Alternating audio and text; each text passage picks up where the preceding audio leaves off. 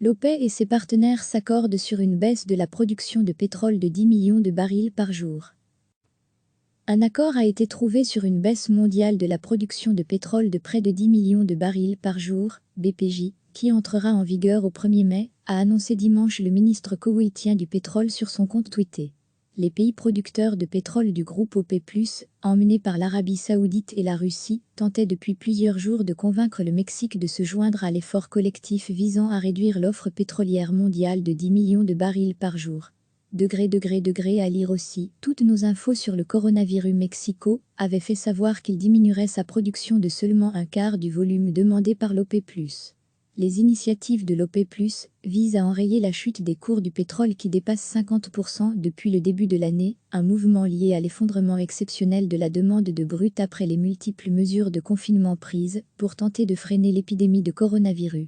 Ce plongeon a été amplifié par la rupture du précédent pacte liant la Russie et l'OPEC, qui a amené l'Arabie Saoudite à déclencher une guerre des prix en gonflant sa production.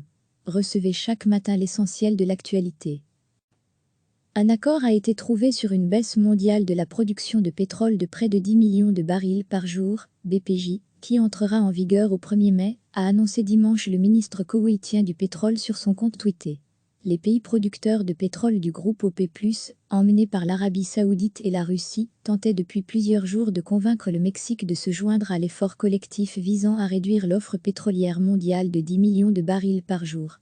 À lire aussi, toutes nos infos sur le coronavirus. Mexico avait fait savoir qu'il diminuerait sa production de seulement un quart du volume demandé par l'OPEC+.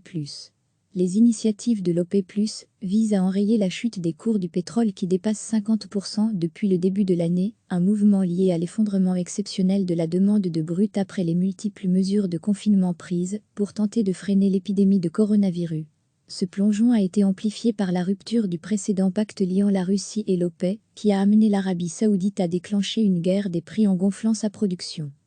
Cliquez sur s'abonner pour recevoir les dernières nouvelles.